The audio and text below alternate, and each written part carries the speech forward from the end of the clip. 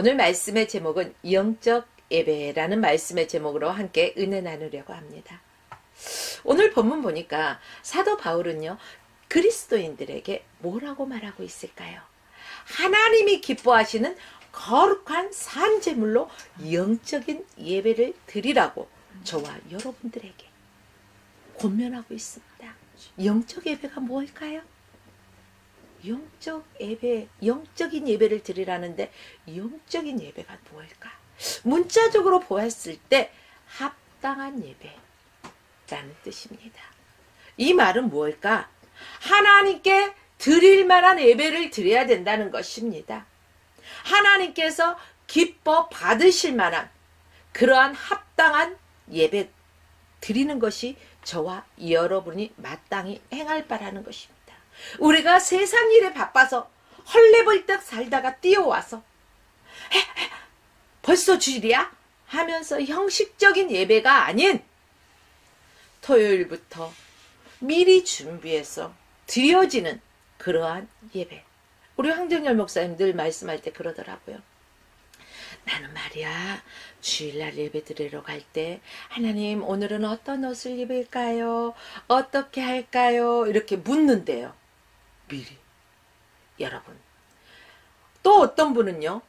세상에서 그 찌든 그러한 것 옷 대충 입고 나오는 게 아니라 하나님 앞에 예배 드리러 나갈 때는요.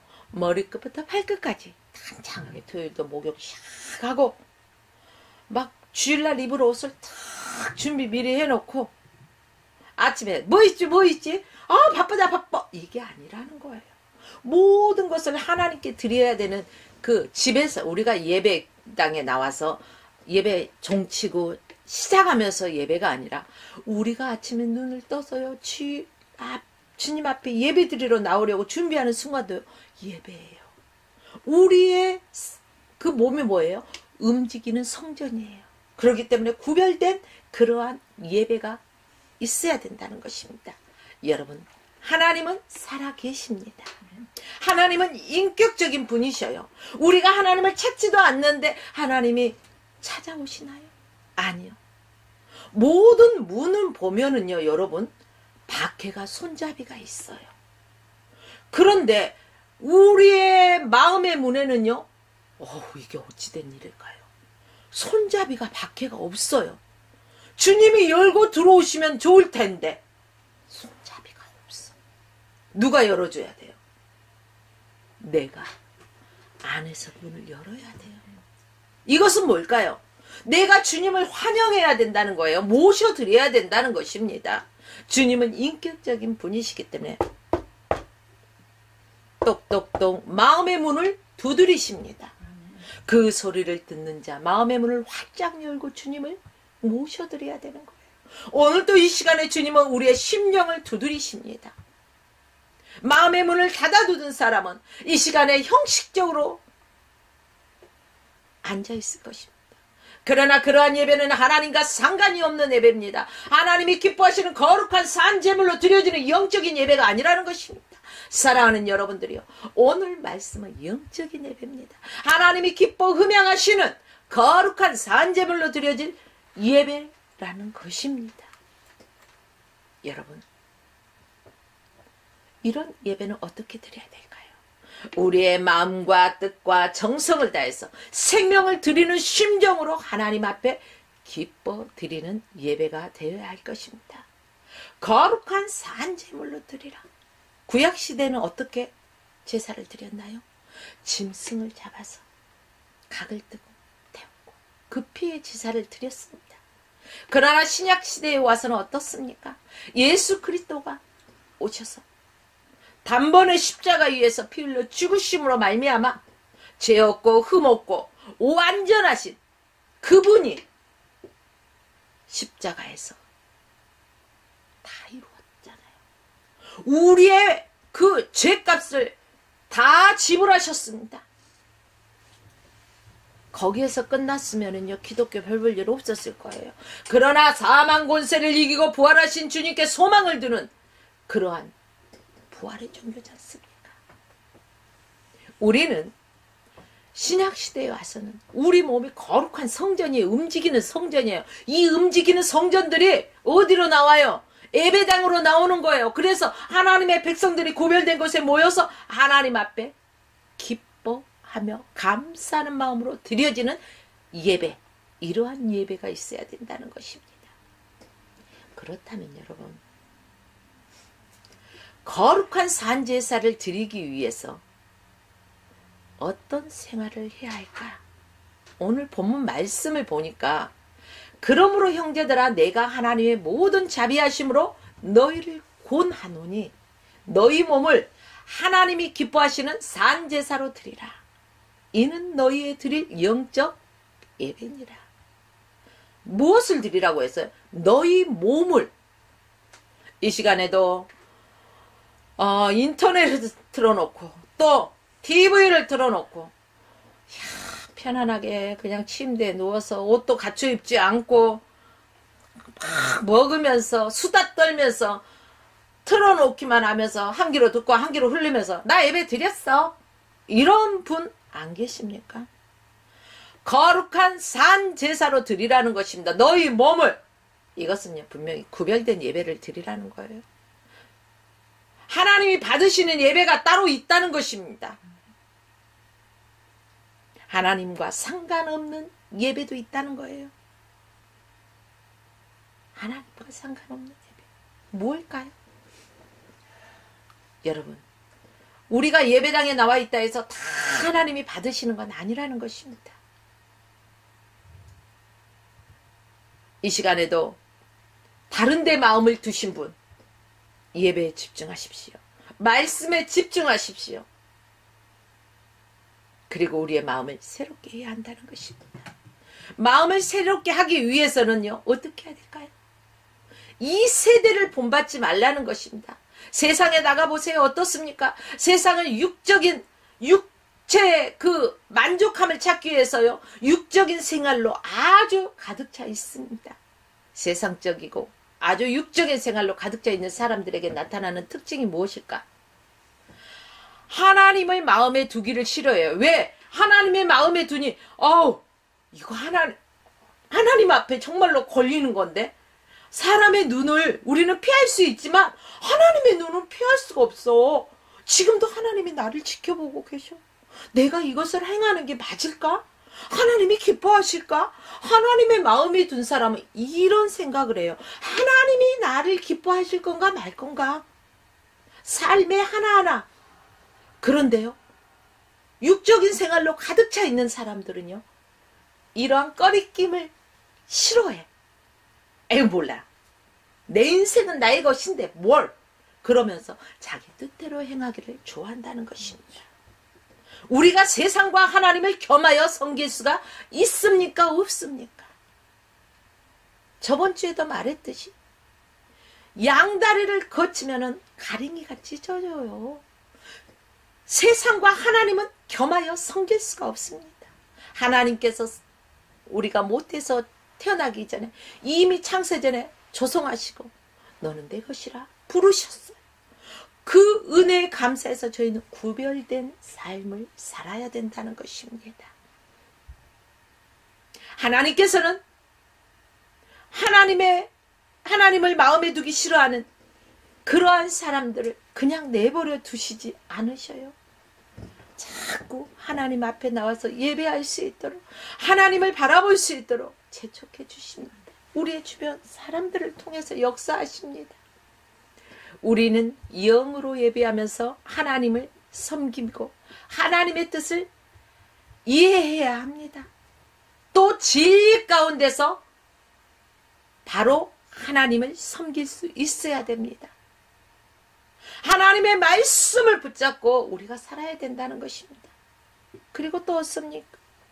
우리는 경건한 마음으로 또 상하고 통회하는 심령으로 하나님 앞에 나와야 된다는 것입니다.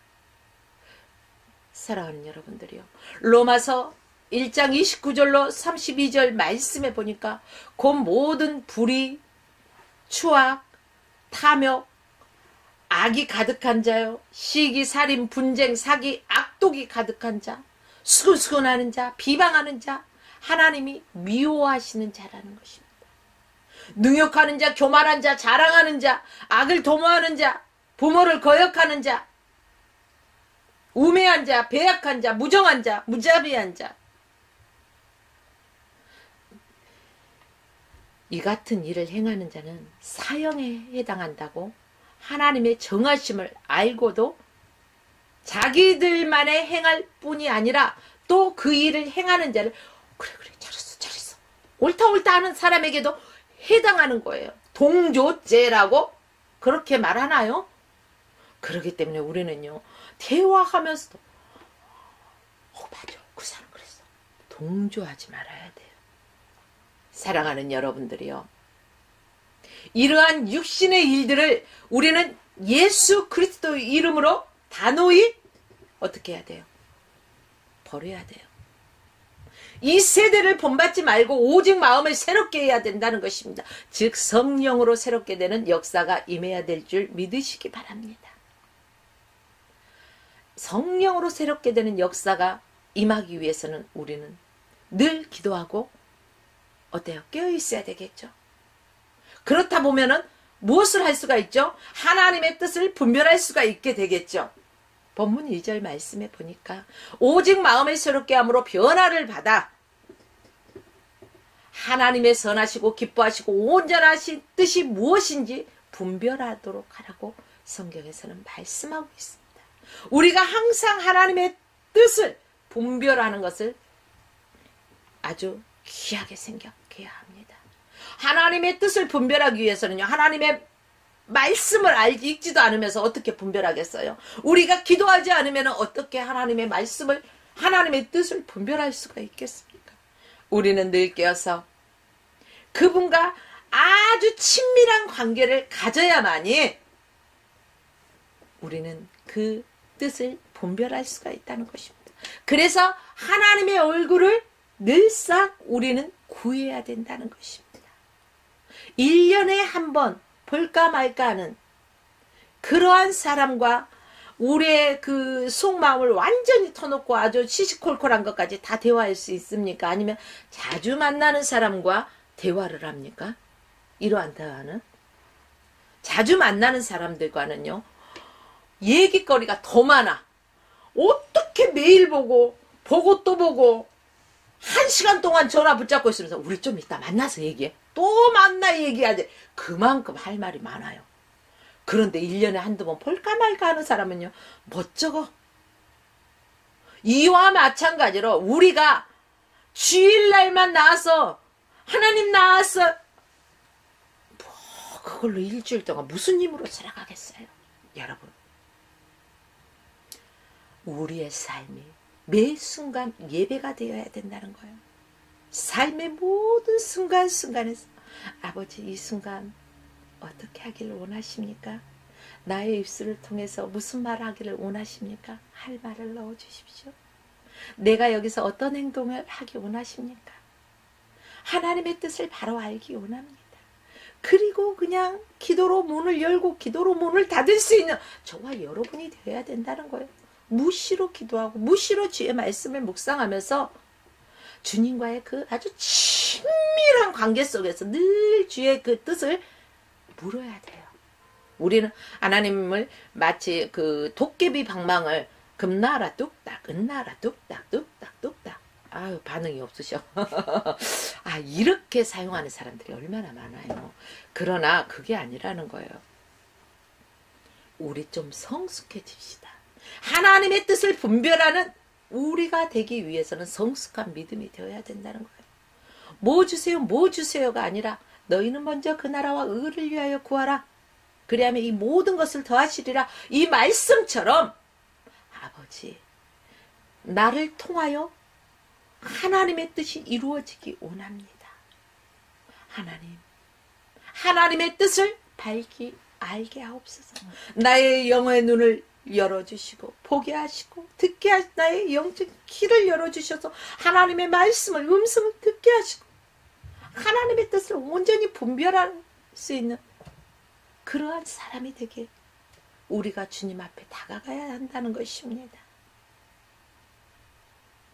디모데후서 3장 16절 17절 말씀 보니까 모든 성경은 하나님의 감동으로 된 것인 교훈과 책망과 바르게 함과 교육하기에 유익하다고 했습니다.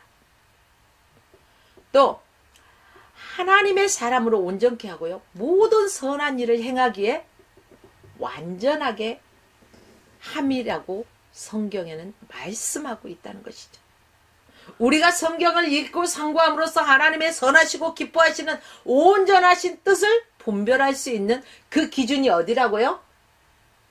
조금 전에 말씀드렸는데 성경 말씀이요. 성경 말씀은 사람의 생각으로 적어놓은 것이 아니라 하나님의 감동으로 쓰여진 말씀이에요. 그렇기 때문에 저와 여러분 늘 주의 말씀을 가까이 하시기 바랍니다. 우리가 본의 아니게 죄를 지었을 때도 말씀을 보면서요. 기도하다 보면은 말씀이 보면은 어머 내가 이런 죄가 떠올라. 말씀에 부딪혀. 그러면 회개기도 하게 됩니다. 그러면서요. 또 우리는 새롭게 되는 거예요. 산제사. 이게 바로 산제사예요. 늘 주의 말씀을 읽으면서 우리가 말씀에 부딪히면 그 말씀을 읽다가도 그 말씀을 부여잡고 기도합니다. 자복하고 회개하고 눈물 콧물 다 쏟으면서 기도합니다. 이러면서 우리가 변화되어져 가는 것입니다. 부지 중에 잘못한 것까지 깨닫게 되고 회개하게 된다는 것입니다. 그래서 우리가 움직이는 성전으로서 늘 묵시로 하나님 앞에 예배하는 거룩한 산제사로 드려야 한다는 것입니다. 다윗 보십시오. 다윗이 좋은 일만 했습니까? 하나님 앞에 칭찬받을 일만 했을까요? 아니요. 다윗도 보니까요. 시간이 사람들이 너무 쓸데없이 많으면은요. 안 될 것 같아요. 헛생각을 하게 돼. 사람은 바빠야 돼요. 바쁘다 바빠. 일할 수 있는 게 얼마나 큰 축복이고 감사한지 아십니까? 시간이 많으면은요. 누워서 빈둥빈둥 하다가 뭐 쓸데없는데 돌아다녀. 그러다 보니까 뭐 볼 거 못 볼 거 봐요 안 봐요? 보잖아요. 아마 다윗 왕도 그런 한적한 시간이 있었던 것 같아요. 그때 당시에 집 구조를 보면은요. 뭐 디귿자 형식으로 돼가지고 이웃집에서 이웃집을 볼 수가 없는데 바세바가 머리가 좋았나? 꼬시려고 마음을 먹었나? 아무튼 그거 모르겠어요. 제가 그 시대에 살아보지 않아서. 근데 다윗 왕의 항상 그 시간에 저 사람이 몇 시에 나왔고 어디에 뜰을 다 거닐더라. 그걸 알아가지고 무슨 몸으로 그냥 어떻습니까? 목욕을 차가니 사람이 뭘로 먼저 죄를 짓습니까? 눈으로 먼저 죄를 지어요. 그래서 우리는 옷차림 하나하나 신경 써야 된다는 거예요. 제가요, 신혼 초에 미니스커트를 입고 시댁에를 갔어요. 미니스커트, 초미니스커트를 입고 갔습니다. 지금이야 몸이 이렇게 부흥했지만 그때는 부흥하지 않았을 때입니다. 코스모스처럼 한들한들 할 때가 있었어요. 저도. 자, 미니스커트를 입고 갔는데 저희 시아버지가 직접 민망해서 말을 못하고 시어머니를 통해서 듣게 하시는데 뭐라고 말씀했을까요? 아버님이 경찰 수사과 조사기에 근무하셨어요. 그래서 하시는 말씀이 어머니를 통해서요. 성범죄 자꾸 말이 나오는데 말이야. 그 여자들이 다 드러내놓고 감추는 맛이 없어. 예전에는 그 한복 입잖아요. 동요 싸고 얼마나 많이 챙겨 입어요. 근데 아주 다 내놓고 다니잖아요 요즘. 그러다니까 뭐 눈으로 뭐예요? 죄를 짓게 되잖아요. 저렇게 짧게 뭐가 볼뚱말뚱하게 입고 다니는데 남자들이 그냥 입겠냐고. 범죄의 원인이야. 그런 얘기를 하면서 길게 입으라고 이러더라고요. 아마 제가 왜 이쪽으로 삼천포로 흘렀을까요? 밧세바의 목욕하는 것을 드러내는 걸. 뭘 드러냈어요? 살갗을 드러냈잖아요. 눈으로 범죄했잖아요. 요즘 시대에도요, 현혹시키는 그러한 옷차림이 얼마나 많이 있습니까? 세상 사람들만요? 아니요. 목회자 중에도, 사역자 중에도요, 아무렇지도 않게 벗은 몸으로 대할 때가 얼마나 많이 있습니까? 회개해야 됩니다. 사랑하는 여러분들이요. 밧세바가 그러한 벗은 몸으로 목욕할 때 다윗이 그것을 볼 때 어떻게 해요? 뭘 품었어요? 마음에 품었잖아요. 어떻게 한번 해보고 싶었어. 꼬셔보고 싶었겠죠. 이야, 그래서 범죄했어요. 근데 나단 선지자가 그것을 아무도 안 보는 줄 알았네. 알아버렸어. 어떻게 알아버렸을까요? 하나님이 알려주셨어. 사람의 눈은 가릴 수 있어도 하나님의 눈은 가릴 수가 없어. 자, 이렇기 때문에 저와 여러분은 구별된 삶을 살아야 한다는 것입니다. 나단 선지자가 딱 지적을 했을 때 다윗은 어때요? 변명하지 않습니다. 하나님 앞에 회개합니다. 자기의 죄성을 회개할 줄 아는 것이 바로 우리가 해야 될 일이에요. 그때 내가 잘못했던 것들을 은연중에 잘못한 걸 알지라도 분명히 하나님 앞에 회개할 수 있어야 된다는 것입니다. 여러분, 즉시 하나님의 뜻을 깨닫고 분별하고 회개하여서 우리는 산제사로 드려야 된다는 것입니다. 다윗이 그랬어요. 회개했어요. 우리가 하나님의 뜻을 분별할 때 거룩한 산제사를 드릴 수가 있는 것입니다. 사랑하는 성도 여러분, 우리가 거룩한 산제사를 저와 여러분이 다 드리시기를 주의 이름으로 축복합니다. 그렇습니다. 우리는 마음을 새롭게 함으로 변화를 받을 때 거룩한 산제사를 드릴 수 있습니다. 마음을 어떻게 새롭게 하실 것입니까? 옷이라고 하면은 새로 빨아서도 입을 수 있고 드라이 클리닝 해서 입을 수 있고 새로 사서 입을 수도 있고 그러는데 마음을 새롭게 하래. 어떻게 해야 될까요? 우리의 죄성을 회개하고 예수 그리스도의 십자가의 보혈의 피로 회개할 때 깨끗이 씻어집니다. 정결해야 된다는 것입니다. 하나님이 거룩하니 너희도 거룩하라. 그렇습니다. 하나님의 선하신 뜻을 분별할 수 있는 저와 여러분들은 산제사를 드릴 수 있습니다. 오늘 화평방송을 시청하시는 성도 여러분, 화평교회 성도 여러분, 우리 모두는 하나님의 뜻을 분별하여서 하나님 앞에 하나님이 기뻐하시고 하나님의 선하신 뜻을 분별하여서 우리의 몸을 하나님이 기뻐하시는 거룩한 산제사로 드려지는 하나님이 찾으시는 예배자요, 하나님이 흠양하시는 그러한 예배를 드릴 수 있는 저와 여러분의 삶이 되시길 주의 이름으로 축복하면서 오늘 말씀을 마칩니다.